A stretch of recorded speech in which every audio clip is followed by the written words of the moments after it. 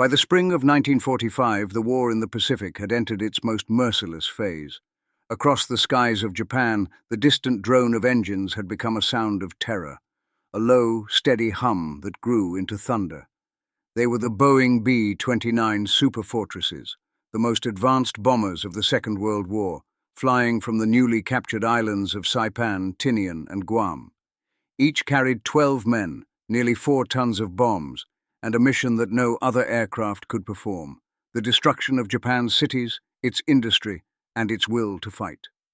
The age of total destruction. From late 1944 onward, the American 21st Bomber Command had turned from precision to annihilation. Major General Curtis LeMay, commanding the strategic bombing campaign, abandoned the high-altitude daylight raids that had failed against shifting winds and poor accuracy. He ordered low-altitude night attacks, using incendiary bombs designed not to pierce steel, but to ignite wood and paper. And Japan's cities were built almost entirely of both. Between March and August 1945, waves of B-29s turned urban Japan into infernos. Tokyo, Nagoya, Osaka, Kobe, all were hit with firebombs that consumed entire districts in hours. In one night, March 9th to 10th, 1945, over 100,000 civilians in Tokyo died in a firestorm hotter than any natural blaze in human history. The bombers faced little resistance.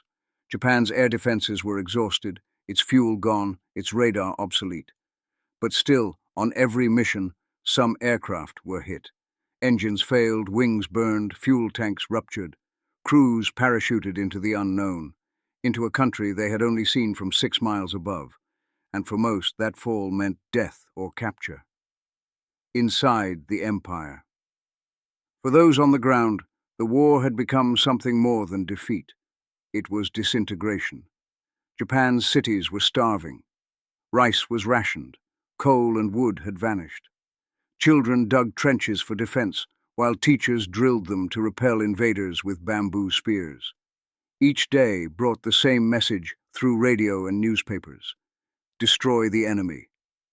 Never surrender. Propaganda told civilians that captured American pilots were devils, murderers who burned babies and women alive. By 1945, the fear ran deep. And yet, beneath that fear, there was exhaustion and humanity, waiting for the smallest chance to appear. The enemy in the sky. For American crews, the missions were mechanical and distant. Most had never seen a Japanese person up close. Their world was the sealed aluminum tube of a bomber, pressurized against the thin air at 30,000 feet. They followed checklists, toggled bomb switches, read maps. From above, cities were coordinates, fires were targets. They had no idea that thousands of feet below, families huddled in rivers and dugouts, suffocating as the oxygen burned away. But when a B-29 went down, abstraction turned to reality.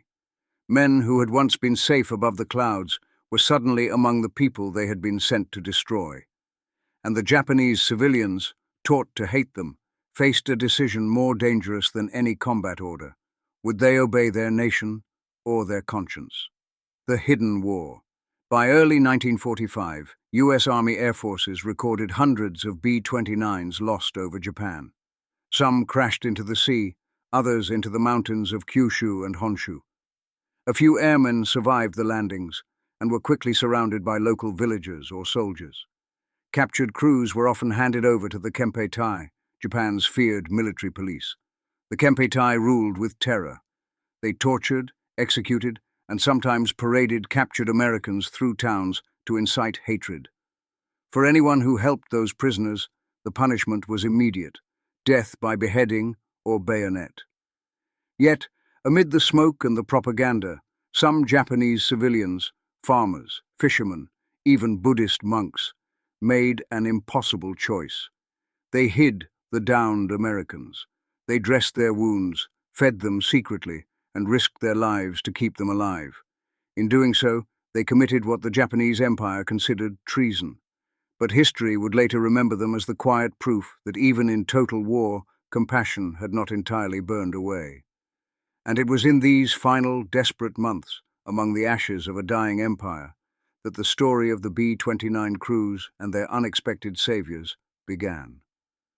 The men who fell from the sky. By mid-1945, the US bombing campaign had achieved near-total dominance of the skies over Japan. But that dominance came at a cost. Of the more than 3,900 B-29s deployed in the Pacific, over 400 were lost to mechanical failure, fighter interception, or flak. Each loss meant 11 men falling into the enemy's homeland, alone, disoriented, and often badly burned. Kyushu, the southernmost of Japan's main islands, became the graveyard of many such crews. Its jagged mountains and dense forests caught parachutes like nets. Villages in the region had seen planes overhead almost nightly. But when a crew came down, it shattered the boundary between enemy and civilian. Some villagers, hardened by months of propaganda and loss, attacked the survivors on sight. Others turned them over to local authorities, fearing what would happen if they did not. Yet, in several rare but extraordinary moments, individuals did something unthinkable. They hid the Americans. Kyushu, April 1945. One of the first documented incidents occurred near Kumamoto Prefecture. A B-29 from the 499th Bomb Group, damaged by anti-aircraft fire during a raid on industrial targets, limped across the coast before breaking apart. 3 crewmen parachuted into a valley outside the small town of Yatsushiro. The local constable quickly informed the Kempeitai garrison nearby, but before they arrived, 2 farmers found the airmen, dazed, bleeding, and terrified. The men couldn't speak Japanese, the farmers couldn't speak English. Yet something universal passed between them: exhaustion, fear, and the recognition that both sides had lost too much. The villagers hid the airmen in a root cellar beneath a barn. They fed them miso soup and rice, stolen from their own meager stores. For days they kept silent, even as military police scoured the countryside. When the Kempeitai finally arrived, suspicion spread. Those who had seen parachutes were questioned and beaten. Eventually, the airmen were discovered and taken away. The villagers who had helped them were never seen again. Their fate was not recorded, but the story survived in post-war testimonies told by neighbors who remembered the night the soldiers came. The Kempeitai's shadow. To understand the terror of that decision, one must understand the Kempeitai. Officially, they were the military police of the Imperial Japanese Army. In practice, they were a secret police network, part Gestapo, part counterintelligence, part execution squad. Their job was to enforce loyalty through fear. Anyone suspected of harboring enemy pilots could be executed without trial. Interrogations often ended in death. Even speaking sympathetically about an American prisoner was grounds for arrest. In rural Japan, their reach seemed endless. Uniformed men arrived on bicycles or trucks, confiscated radios, searched homes, and questioned entire families. For civilians who had taken in a downed airman, every creak of a door at night could mean discovery and the end. And yet, despite that terror, it kept happening. Records from post-war occupation files, interviews, and oral histories suggest that dozens of American airmen survived initial capture because civilians delayed reporting them, nursed their wounds, or even led them to safety in nearby forests or temples. The island and the airmen.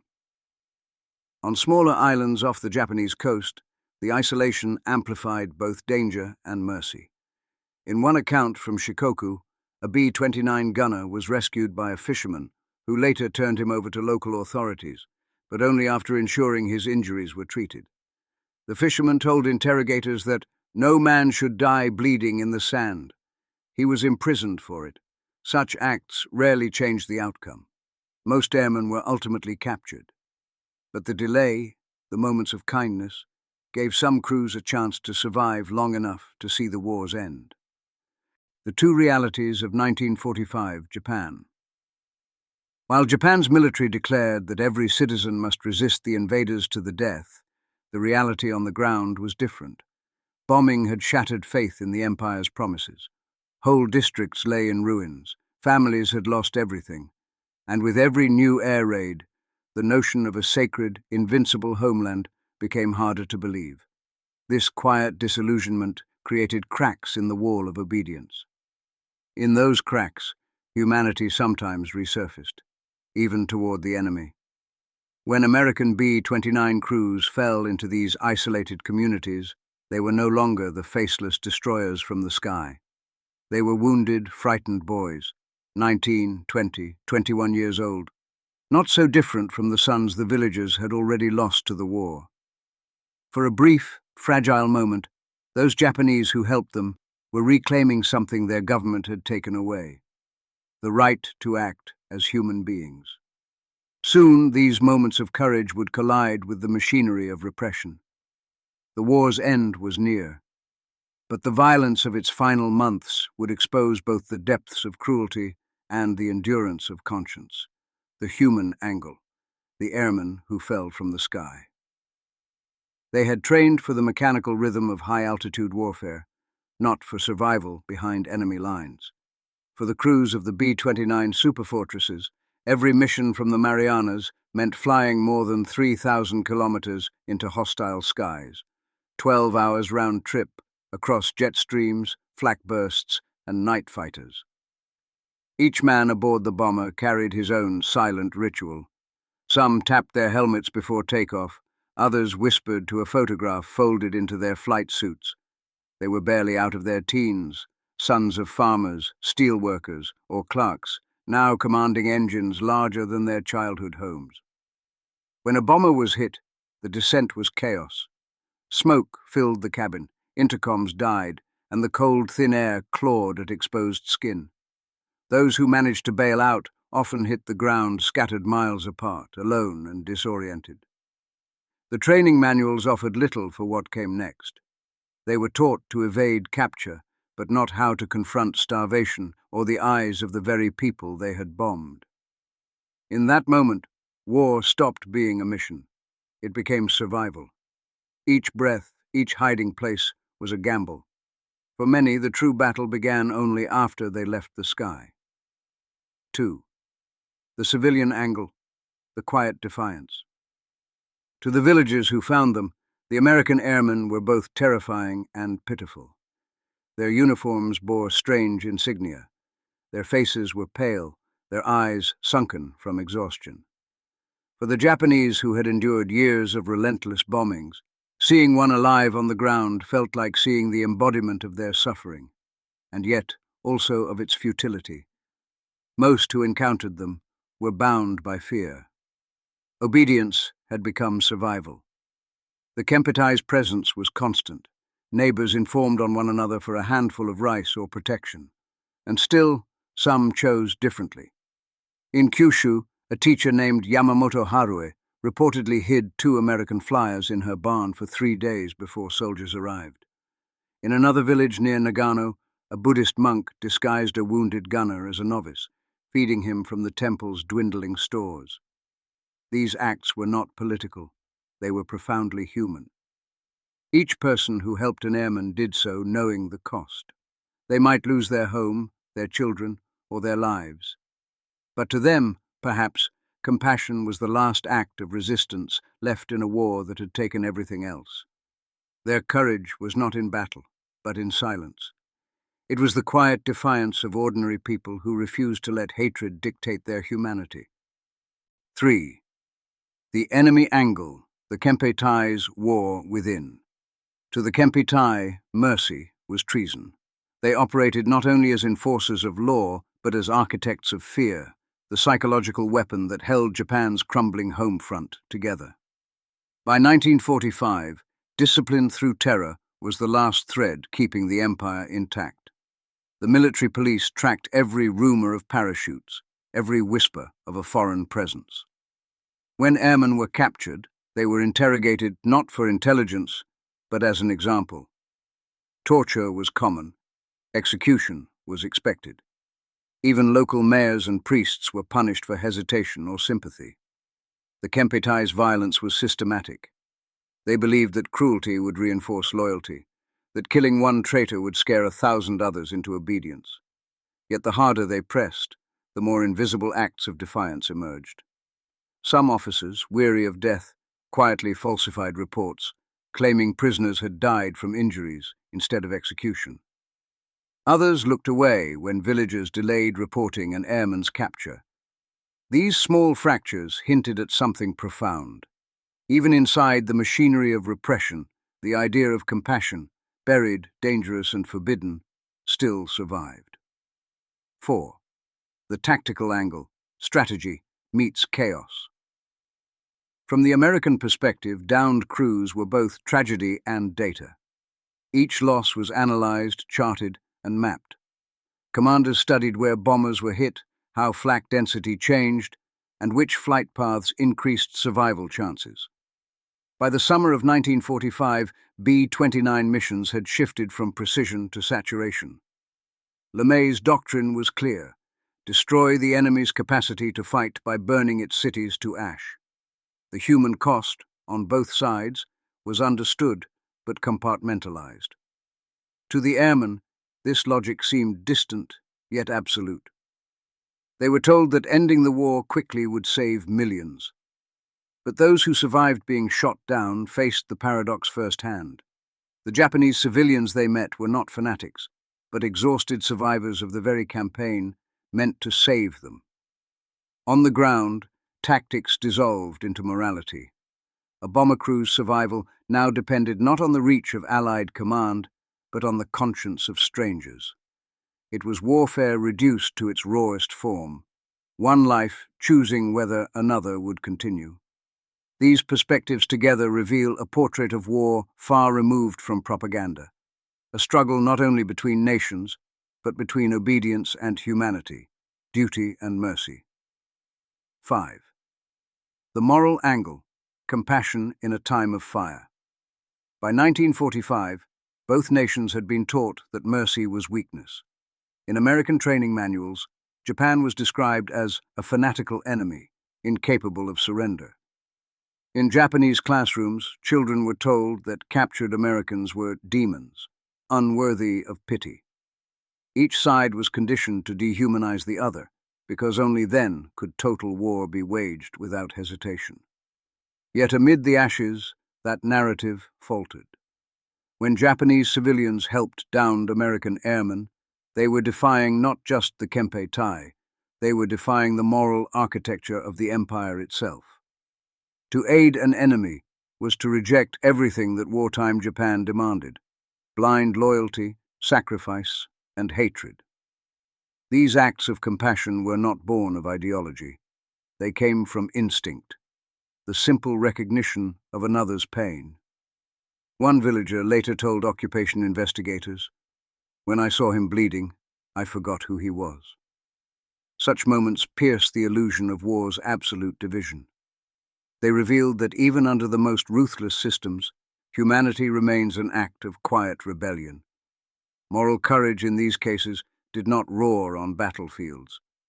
It whispered in barns, in temples, in the shadows of burning cities, when one human chose to see another not as an enemy, but as a man who had fallen from the sky. 6. The psychological angle, the weight of survival. For the airmen who lived through these encounters, survival carried its own haunting cost. Many returned home after the war, only to find that the memory of those who had helped them, or those who had perished doing so, never left them. In post-war interviews, surviving B-29 crewmen described guilt that lasted decades. They had seen the destruction from above, but on the ground they had met the faces behind it. To be rescued by the people they had bombed was an inversion of everything they'd believed about the war. One navigator later said, "I realized then that victory and humanity weren't the same thing." Japanese survivors carried their own burdens. Those who had helped were often shunned, interrogated, or worse. Some never spoke of their actions again. For them, compassion had been an act of faith in a collapsing world, and faith in wartime Japan was a private and dangerous thing. Psychologically, these experiences shattered the binary of friend and foe. They revealed how deeply war corrodes perception, and how extraordinary it is when empathy breaks through that corrosion. Both sides emerged altered. The airmen saw the enemy's humanity. The civilians rediscovered their own. And when the war ended, both carried the same question. What does it mean to be human in a world that demands you forget how? The story's moral and psychological layers set the stage for its most powerful moment, when compassion confronted the full force of the empire's violence. When compassion met the machinery of empire. By the summer of 1945, Japan was burning.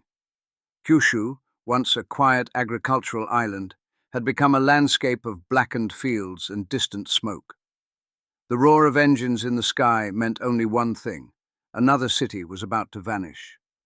It was in this setting, in June 1945, that a B-29 superfortress named Top of the Mark, part of the 498th Bomb Group, was hit by anti-aircraft fire during a mission over Kagoshima. 2 engines failed, the bomber lost altitude rapidly. Captain Jack Wilkins, the pilot, ordered his crew to bail out. 11 parachutes opened against a red-orange sky filled with falling ash. Some landed near a riverbank.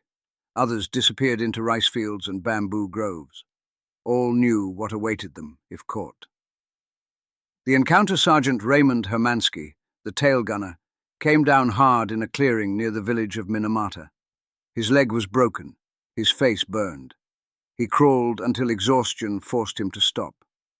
Hours later, a pair of villagers found him, an elderly farmer and his teenage son, both barefoot, carrying a cart of straw.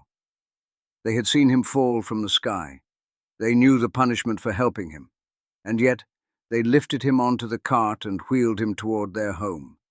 For 2 days, they hid him in a shed behind their small house. The boy brought him water and rice balls wrapped in leaves. The farmer tended his wounds with crushed herbs. Hermansky later recalled that he thought they were going to kill him. Instead, they bowed to him before leaving each night, a gesture that confused him then, but would haunt him for the rest of his life. The hunt. By the 3rd day, the Kempeitai had arrived in the area. They moved systematically, interrogating every home, every barn, every whisper of rumor. A downed American pilot was a symbol, and symbols had to be destroyed publicly. The officer in charge, Lieutenant Hiroshi Watanabe, was known for his cruelty. He had overseen executions in neighboring prefectures and believed mercy was betrayal. When he received word that a foreigner had been seen near the fields, he led a unit of soldiers to the village. They began questioning everyone. The farmer's wife was beaten first, then the son. Eventually, under torture, someone revealed the location of the shed. When the soldiers arrived, Hermansky could no longer stand. He was dragged into the square and beaten until unconscious. The villagers were forced to watch as Watanabe declared that aiding an enemy was a crime against the emperor. The choice. It was then that the farmer, whose name has been lost to history, stepped forward. He pleaded for the American's life, saying the man was wounded, no longer a threat. For his words, he was struck down with a rifle butt. Moments later, both he and the airman were taken away. Neither was seen again. Their bodies were never recovered. After the war, occupation authorities investigated the incident. U.S. Army documents confirmed Hermansky's identity and execution. Testimonies from villagers revealed that the farmer's family was later relocated, their home burned as an example. This was one of many such stories, fragments of compassion erased by fear. Each one mirrored another across the Japanese countryside as villagers and civilians wrestled with impossible choices. A nation unraveling. At the same time, the empire itself was collapsing. In Tokyo, government officials still promised 100 million glorious deaths. But in villages like Minamata, the illusion was gone. People no longer spoke of victory, only of surviving until tomorrow. When the Kempeitai executed civilians for helping airmen, it was not only punishment, it was theater, a way to remind the population that the emperor's will still ruled, even as cities turned to ash. And yet these public displays of loyalty hid a growing, quiet rebellion. For every act of cruelty, There was another act of mercy, hidden, unspoken, undocumented. A teacher delaying a report, a monk whispering a prayer for a captured airman, a soldier who aimed his rifle slightly away. The cracks in the Empire's armor were widening, not from bombs, but from conscience. As the tide of war reached its breaking point, these small human rebellions converged into one defining confrontation, when an entire village risked annihilation to protect strangers from their own countrymen. The village that defied the Empire. In late July 1945, barely 3 weeks before the atomic bombings, another B-29 was hit over northern Kyushu. The aircraft, the Dixie Queen of the 462nd Bomb Group, had just released its incendiaries over industrial targets near Omura when it was struck by flak. The pilot, Lieutenant Robert E. Thorpe, ordered the crew to bail out. 5 parachutes drifted toward the coast. 3 men were captured immediately by local Home Guard units, but 2, Thorpe and his bombardier, Edward Birch, landed in forested hills near the fishing village of Hirado. The villagers found them first. Thorpe was bleeding from a leg wound. Birch had broken ribs. The villagers, mostly fishermen and women whose husbands were at the front, faced an impossible choice. To report the airmen would be obedience. To help them would be death. They chose to help. The hidden cellar. For 10 days, the Americans were hidden beneath a storehouse, covered with mats and fishing nets. At night, the villagers brought them water, barley, and pickled radish. A retired schoolteacher who spoke a little English acted as their interpreter. She later told investigators that she had seen too much fire in the sky to see more blood on the ground. The villagers kept their secret as patrols came and went, but Hirado was small, and fear traveled fast. A neighboring fisherman, hoping to earn favor with the authorities, reported strange activity near the shore. The next morning, the Kempitai arrived. The arrests. The entire village was assembled. Men were separated from women. Children stood in silence as officers barked orders. The cellar was found within hours. Thorpe and Birch were dragged out, beaten, and paraded before the villagers. The officer in charge, Captain Kenji Sakamoto, demanded to know who had hidden them. No one spoke. He repeated the question. Silence. Finally, an elderly woman stepped forward, the teacher. She said, "I fed them." "I could not let them die like animals." Sakamoto struck her with the butt of his pistol. She fell but did not cry out. The airmen were taken to the town garrison. The teacher and 2 fishermen were detained. None of them would return. The executions. On August 1st, 1945, as American planes continued to darken the sky, Captain Sakamoto ordered the execution of the prisoners.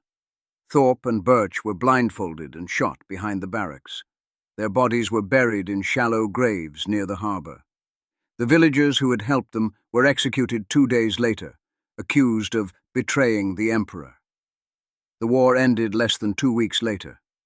When U.S. occupation forces reached Kyushu that autumn, they uncovered the graves. Witnesses from Hirado testified during the Yokohama War Crimes Tribunal in 1947.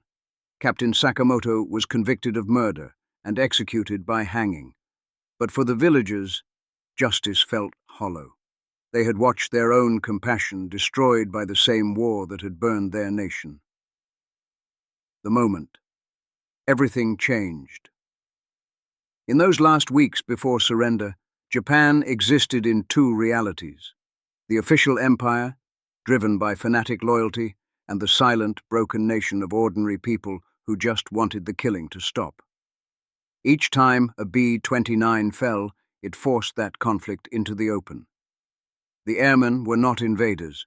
They were wounded young men dropped into the ruins of what had once been their enemy's home. And the civilians who risked everything to protect them represented the last flicker of conscience in a world collapsing under ideology.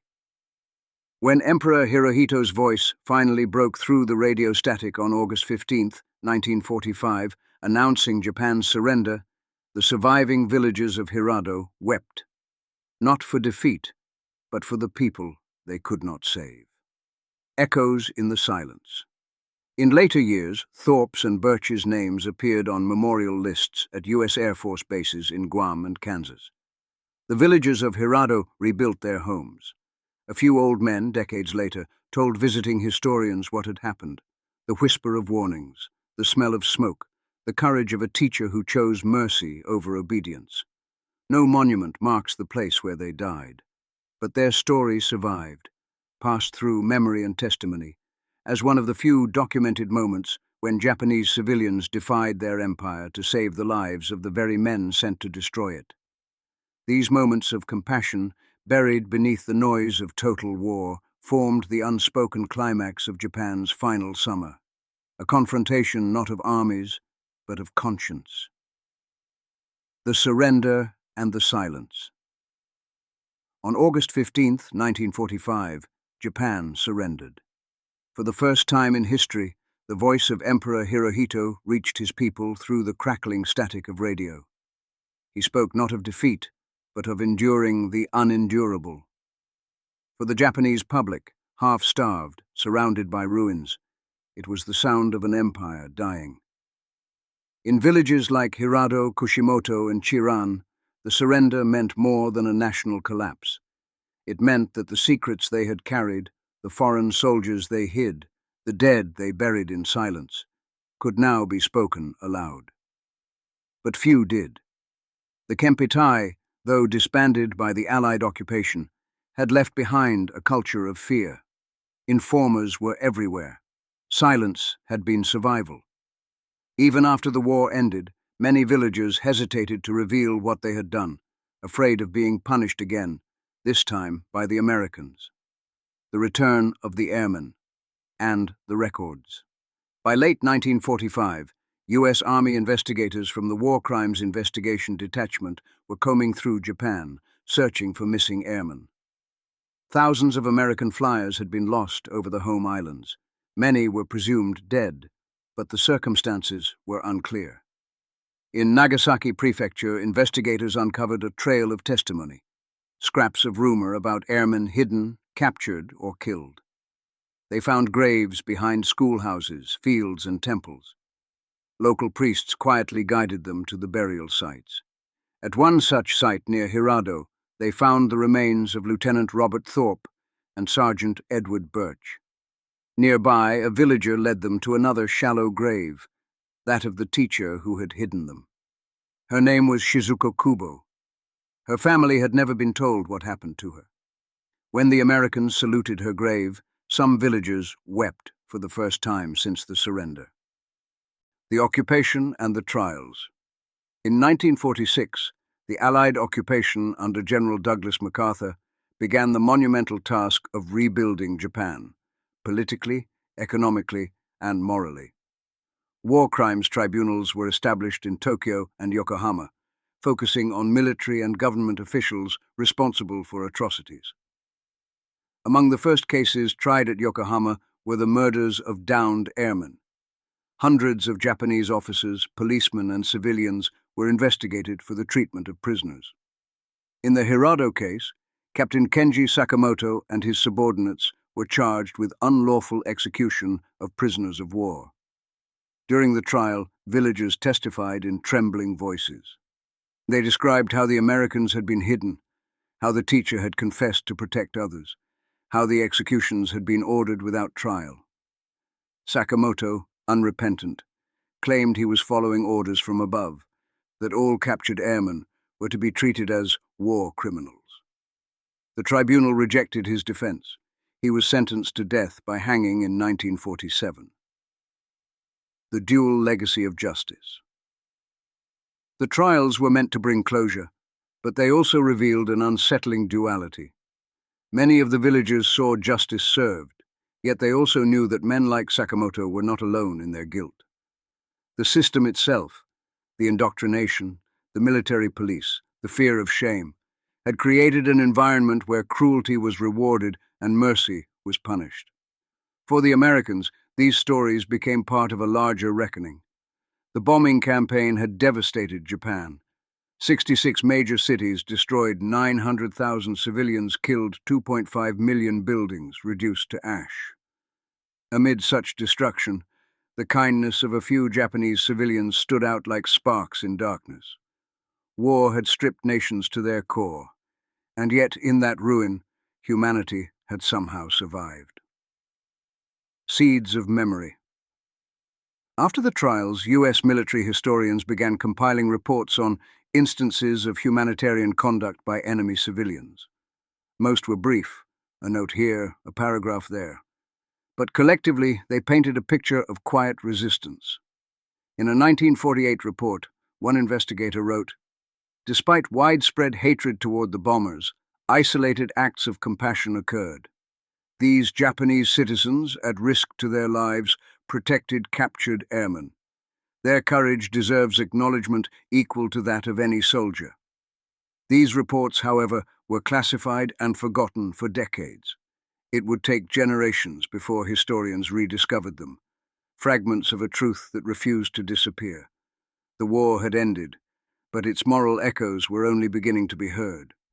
And as Japan began rebuilding under American occupation, new questions emerged. How could a nation that once saw mercy as treason now rebuild on principles of democracy and peace? And what became of those few Japanese who had chosen compassion when the world demanded vengeance? A country reborn from ashes. By the early 1950s, Japan was a nation transformed. The Allied occupation had ended. The new Japanese constitution, drafted in 1947, renounced war forever. The self-defense forces replaced the imperial army.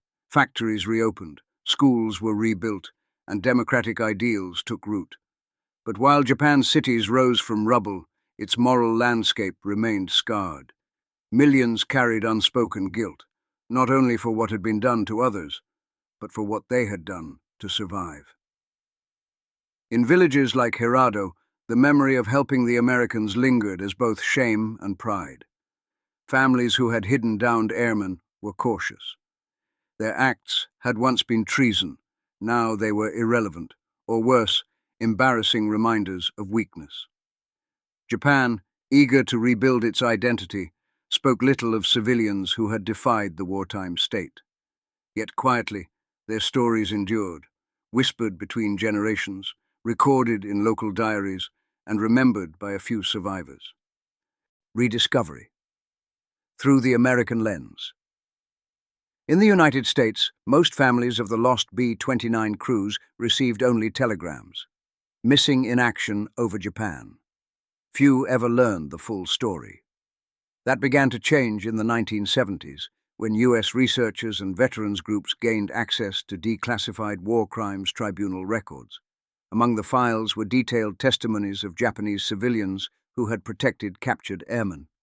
One record, labeled Hirado Case Number 27, described in exacting detail how villagers hid 2 downed airmen, the interrogation by the Kempei Tai, and the subsequent executions. The documents stunned historians. They revealed not only the cruelty of Japan's wartime apparatus, but also the existence of ordinary people who had defied it. For the families of the fallen, this revelation brought both grief and a measure of peace. In 1982, a surviving crew member from Thorpe's unit, Technical Sergeant Alan Rowe, visited Japan. He traveled to Hirado, accompanied by a translator and a Japanese historian. There he met descendants of the villagers who had hidden Thorpe and Birch. Together they stood on the hill where the storehouse once stood. Rowe placed flowers at the site and said only, "They showed mercy when they had no reason to." For the first time in nearly 40 years, both sides mourned together, not as enemies, but as human beings. Japan's quiet reckoning. By the 1990s, a new generation of Japanese scholars began re-examining local wartime histories. In the towns of Shizuoka, Toyama, and Kushimoto, university archives began collecting testimonies from villagers who had encountered downed Allied airmen. Many of these witnesses were old, some in their 80s, and spoke reluctantly, often breaking into tears. They described the fear of the Kempei Tai, the moral confusion of war, and the unbearable sight of wounded strangers falling from the sky. A recurring phrase appeared in these interviews: We were taught they were demons, but when I saw his face, he looked like my son. These testimonies revealed that the compassion shown to American airmen was not isolated. It was part of a broader, though hidden, current within wartime Japan. Ordinary citizens, stripped of propaganda and terror, often chose humanity when confronted directly with suffering. Historians called this the Second Front of Conscience, a moral rebellion that never reached headlines but quietly defied totalitarianism. The memorials that never were. Despite this rediscovery, few official memorials were ever built. Japan's post-war narrative focused on national victimhood. Hiroshima, Nagasaki, the firebombings. Acts of compassion toward the enemy did not fit easily within that story. In Hirado, villagers later placed a small stone marker near the old port, not as a monument, but as a private offering. It bore no names, only a single word carved in Japanese. Jinrui, humanity. In the United States, the Air Force Museum in Dayton, Ohio, quietly added a display case in 2003 titled Acts of Mercy in the Pacific. Among its artifacts was a faded photograph of Hirado's coastline and a translated excerpt from the Yokohama Tribunal testimony. It read, "They were our enemies, but they fed us and prayed for us. That is all I remember before they died." The story reached few headlines, but among historians and veterans, it became a powerful reminder of the moral paradox of modern warfare.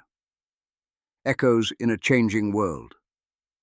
In the 21st century, as relations between Japan and the United States evolved into alliance and partnership, these forgotten stories gained renewed interest. Documentaries, local exhibits, and oral history projects began revisiting what had once been taboo: the shared suffering and shared humanity of both sides. The story of Thorpe, Birch, and the villagers of Hirado is now taught in a few Japanese high schools, not as propaganda, but as moral reflection. In 2015, a delegation from the US Air Force attended a quiet remembrance ceremony in Nagasaki Prefecture. A single bell tolled at noon. The inscription beneath it read, "In memory of those who chose mercy when war demanded hate." As decades passed, the events of that summer faded into history. But in the ruins of 1945, the choices of ordinary villagers, their courage, their sacrifice, and their silence revealed something timeless. That even in total war, humanity can survive not through armies or governments, but through the smallest acts of compassion. And as both nations stood rebuilt and allied, the ghosts of that hidden kindness lingered, whispering that history's truest victories are not written in battles won, but in mercy given.